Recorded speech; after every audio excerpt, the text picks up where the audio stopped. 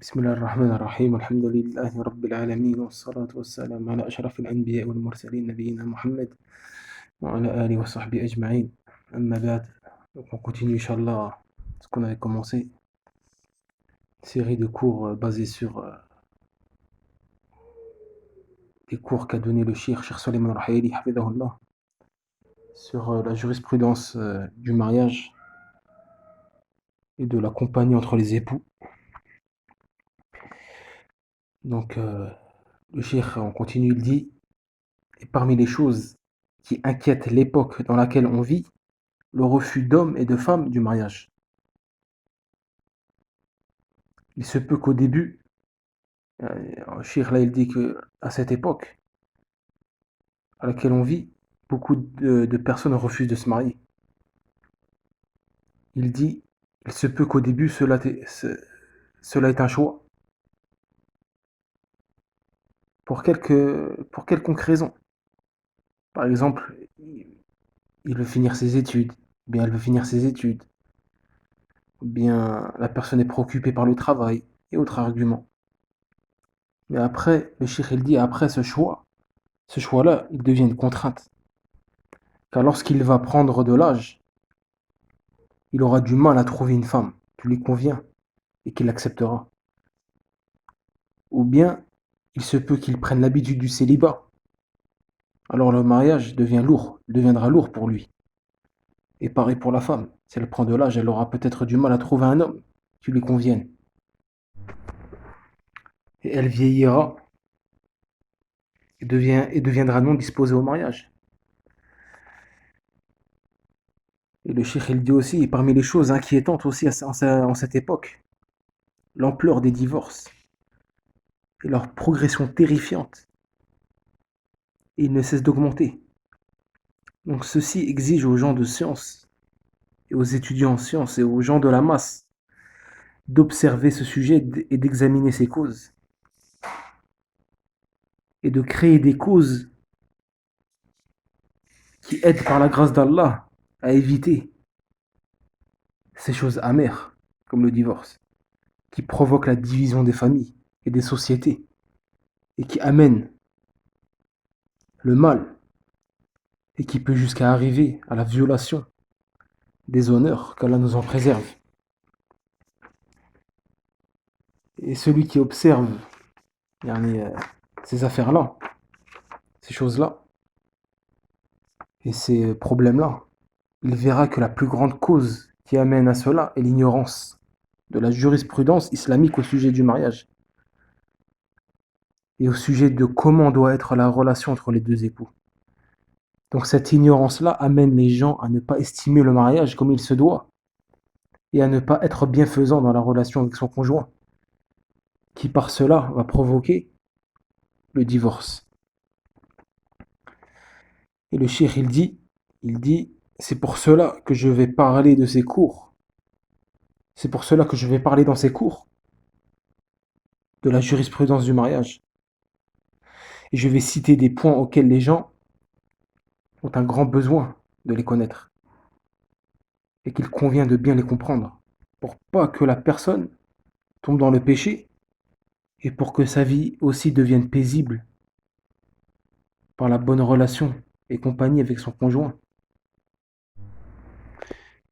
Et aussi la vie des enfants s'apaisera et pourront jouir du bonheur dans leur foyer.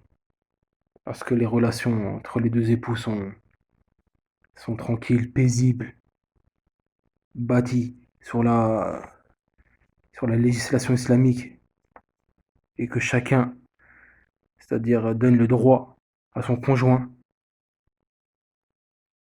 et ne transgresse pas ce droit-là. Les enfants vont vivre paisiblement dans ce foyer et jouiront d'un bonheur. Et avec tout ceci, la société se stabilisera et les maux seront repoussés et le bien s'acquérira, Inch'Allah. Donc après le cheikh commence par la définition du mariage. Il commence par définir le mariage linguistiquement. Il dit, le cheikh Suleiman Al-Ruhaili, il dit, le mariage dans la langue arabe veut dire l'annexion, la jonction. Donc les Arabes ils disent dans leur langage نكح المطر الأرض إذا تداخل مع الأرض واختلط بترابها. C'est-à-dire en fait ils disent dans leur langage la pluie s'est mariée avec la terre si celle-ci s'est mélangée avec elle et s'est annexée. Et c'est de là que le mariage religieux s'est appelé mariage, par cause d'annexion et de jonction de l'époux avec son conjoint. Après le shir, il définit le mariage dans le jargon islamique, dans la législation. Il dit le mariage dans le jargon islamique, c'est-à-dire dans la législation islamique, il s'utilise pour appeler deux choses. Le mariage il s'utilise pour appeler l'acte, c'est-à-dire l'acte de mariage. L'acte, il s'appelle le mariage en lui-même. Et aussi le mariage, il s'utilise pour appeler le rapport intime. Donc le rapport intime aussi en arabe, il s'appelle le mariage. Donc ces deux choses-là, l'acte de mariage, l'acte et le rapport intime, on peut les appeler mariage. Et la définition du mariage chez les jurisconsultes, chez les savants, quelle est la définition du mariage chez les fuqaha, chez les jurisconsultes? C'est un contrat légiféré qui donne à l'homme la possession de prendre plaisir de la femme et qui autorise à la femme de prendre plaisir de l'homme et qui a pour conséquence l'autorisation de vivre ensemble. Donc on en a quelques points dans cette définition-là des savants du mariage. C'est un contrat légiféré qui donne à l'homme la possession de prendre plaisir de la femme. Que veut dire ça? C'est-à-dire que la femme devient spécifique pour cet homme. C'est-à-dire que cet homme-là, il la possède et que personne n'a le droit de s'associer à lui dans cela. Donc lorsqu'il se marie, comme on a dit, cette femme-là devient spécifique à lui et personne n'a le droit. Donc lui il possède cette femme-là. Et personne n'a le droit de s'associer à cela avec lui. Après on a dit quoi dans la définition du mariage? C'est un contrat légiféré qui donne à l'homme la possession de prendre plaisir de la femme et qui autorise à la femme de prendre plaisir de l'homme. Donc lorsqu'on dit et qui autorise à la femme de prendre plaisir de l'homme, c'est-à-dire que la femme, ici, le contrat de mariage va donner à la femme l'autorisation de jouir de cet homme, mais pas de le posséder. Il y a une différence. Tandis que l'homme, le contrat de mariage donne à l'homme la possession de cette femme et de prendre plaisir avec elle. Tandis que la femme, le contrat de mariage lui donne l'autorisation et non la possession. L'autorisation de prendre plaisir et de jouir de cet homme. Pourquoi? Car vis-à-vis de la femme, l'homme, cet homme-là, n'est pas spécialement pour elle. Contrairement à l'homme, lorsque l'homme il se marie avec cette femme-là, le contrat de mariage va rendre cette femme spécifique pour lui. Tandis que la femme, lorsqu'elle se marie avec lui, cet homme-là n'est pas spécifique pour elle. C'est pour ça qu'on dit autorise. Le contrat de mariage autorise. Et non lui donne la possession. Pourquoi? Car l'homme a le droit de se marier avec 4 femmes. Donc cet homme-là n'est pas spécifique à cette femme. Car l'homme ici a le droit d'avoir 4 femmes. Donc la femme, le contrat de mariage lui autorise de prendre plaisir avec cet homme. Et pas de le posséder spécifiquement. Tandis que vis-à-vis de l'homme, le contrat de mariage, rend cette femme spécifique pour lui. Car la femme n'a pas le droit de se marier avec plusieurs hommes. Donc cette femme-là est spécifique et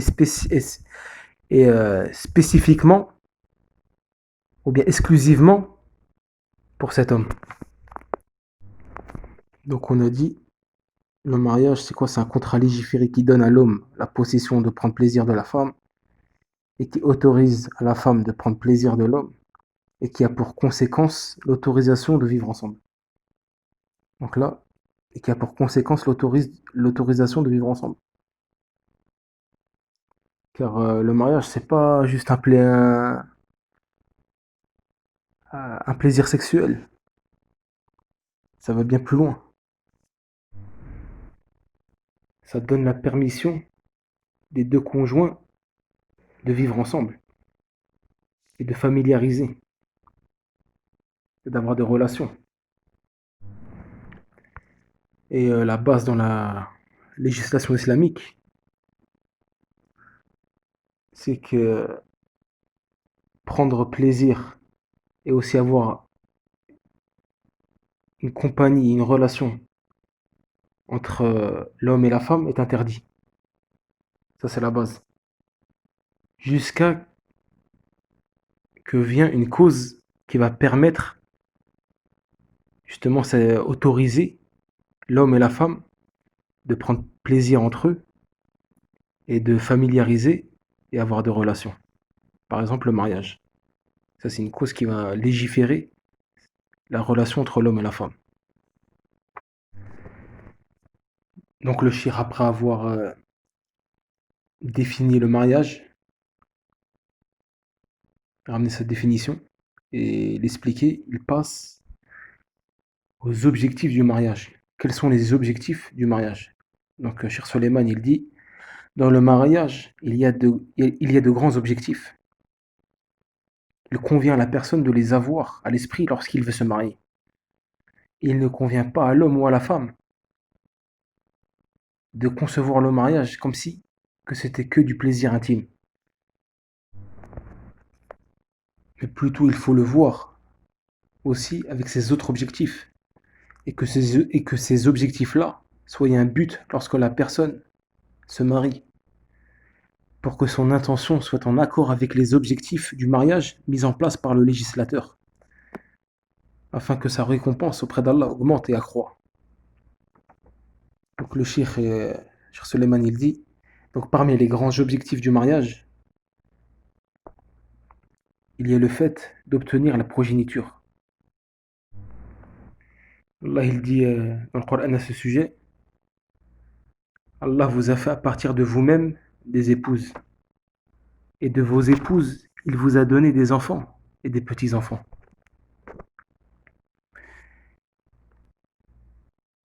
Donc Allah nous a fait gratitude en nous donnant des époux, des épouses, et en nous donnant à travers cela des enfants et petits-enfants. Donc ce verset prouve que la progéniture fait partie des objectifs du mariage. Et le prophète, alayhi salatu salam, il dit à ce sujet, mariez-vous avec la femme douce et fertile, car je vais me vanter de votre nombre par rapport aux autres communautés. Mariez-vous avec la femme douce et fertile, car car je vais me vanter de votre nombre par rapport aux autres communautés. Donc là, le shir a cité le, pro, le premier objectif, qui est l'obtention de la progéniture. Et le shir, il dit, et parmi les objectifs du mariage, la familiarisation, c'est-à-dire avoir de la compagnie entre les deux époux, entre les deux conjoints, et satisfaire le besoin sentimental dans la personne. Donc parmi ces objectifs est que les deux époux se tiennent compagnie et se familiarisent après qu'ils étaient seuls et se font miséricorde entre eux. Comme on va le voir, Inch'Allah, dans les règles de la compagnie entre les époux. Et donc, à travers cette compagnie-là, ils vont satisfaire le besoin sentimental qu'il y a en eux. Car toute personne a un besoin sentimental qu'il faut satisfaire. Et si ce besoin-là, ce besoin sentimental, n'est pas satisfait dans le halal, alors la personne risque de le satisfaire, ce besoin sentimental, dans le haram. Donc cela fait partie des grands objectifs du mariage. Et Allah Azza wa Jalla, il dit à ce sujet, dans le Coran, il dit, et parmi ces signes, il a créé de vous, pour vous, des épouses, pour que vous viviez en tranquillité avec elles, et il a mis entre vous de l'affection et de la bonté. Il y a en cela des preuves pour des gens qui réfléchissent. Donc ça, c'est aussi un autre, comme on a dit, un autre objectif du mariage que le cheikh a cité en l'expliquant, qui est la familiarisation entre les deux conjoints et la compagnie et le fait de satisfaire le besoin sentimental en la personne. Et le cheikh il dit, et parmi les objectifs du mariage, est qu'il préserve la chasteté de la personne et préserve aussi son honneur. Donc il dit, parmi les objectifs du mariage, est que le mariage préserve la chasteté de la personne, car il va placer son liquide dans un sexe halal, et cela pour les deux conjoints. Et de là, leur chasteté sera préservée. Et ceci fait partie des objectifs de la législation. Et le prophète sallallahu alayhi wa sallam, il dit, ô vous les jeunes, celui d'entre vous qui en a les capacités qu'il se marie, car ceci va lui faire baisser le regard et est plus chaste pour le sexe. Et celui qui n'en a pas la capacité, alors qu'il jeûne, car le jeûne sera pour lui une protection. Donc ici le prophète sallallahu alayhi wa sallam, il éclaircit un des grands objectifs du mariage, qui est que le mariage va lui faire baisser le regard et préserver son sexe et sa chasteté. Et l'honneur des musulmans sera préservé, car la personne, lorsqu'elle se marie, elle devient chaste. Et si elle est chaste, elle ne penchera pas vers l'honneur des musulmans, vers leurs femmes, leurs filles, leurs sœurs, etc. Sauf si son cœur est malade, qu'Allah nous en préserve. Et le prophète, alayhi salam, il dit, si une femme a plu à l'un d'entre vous et qu'elle a atteint son cœur, alors qu'il se dirige vers sa femme et qu'il ait un rapport intime avec elle, car ceci va retirer ce qu'il y a dans son cœur. C'est-à-dire que si il regarde une femme qui passe et qu'elle lui a plu et qu'elle a eu un impact sur son cœur, et donc cela va faire un point noir sur son cœur, un point noir va se poser sur son cœur. Donc à partir de là, il doit guérir cela et pas laisser ça dans son cœur. Et parmi les grands remèdes est qu'il retourne chez lui et s'assoit avec sa femme, puis qu'il fasse avec elle le rapport intime. Et ça, c'est un remède que beaucoup négligent. Comme le cheikh dit, ça c'est un remède que beaucoup négligent. Il dit, malheureusement, certains époux tombent dans ça. C'est-à-dire qu'une femme qui l'a plu rentre dans son cœur. Et surtout en cette époque, comme le cheikh dit, surtout en cette époque étonnante, dans laquelle les désirs et les passions ont éclaté de tous les côtés, dans tous les sens. Et que les moyens menant à cela ont augmenté de façon extraordinaire. Et malgré ça, il ne remédie pas. Il ne remédie pas cela par le remède prophétique. Alors ce qu'il y a dans son cœur, vis-à-vis de cette femme, augmente. Et il commence au fur et à mesure à s'écarter de sa femme. Donc il convient de connaître cela, qui est que parmi les choses qui préservent la chasteté de la personne et qui repoussent du cœur le mal des désirs est le rapport sexuel avec sa femme, car cela va enlever ce qui a atteint son cœur comme désir interdit. Et donc le shir, donc là, on a vu cet objectif-là, qui est que le mariage préserve la chasteté de la personne et son honneur.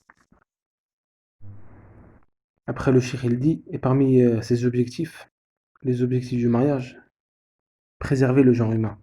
Le mariage préserve le genre humain, car si les gens ne se reproduiraient pas, le genre humain disparaîtrait.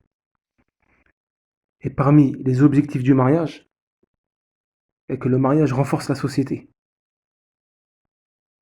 Et cela car le mariage rattache les membres des familles entre eux et les rapproche après qu'ils étaient éloignés. Et en cela, il y a un renforcement de la société. Donc le mariage rattache les membres des familles et réunit les familles entre elles après qu'ils étaient éloignés. Le mariage les réunit. Et dans ceci, il y a un renforcement de la société, car les gens après vont être soudés et ça renforce la société. Donc là, le cheikh a fini avec les objectifs du mariage, a cité quelques grands objectifs du mariage. Après, il passe donc au jugement du mariage. Quel est le jugement du mariage? Est-ce que c'est obligatoire? Est-ce que c'est recommandé? Est-ce que c'est permis tout simplement? On va voir Inch'Allah au prochain cours. Wallahu a'lam wa sallallahu ala nabiyyina Muhammad.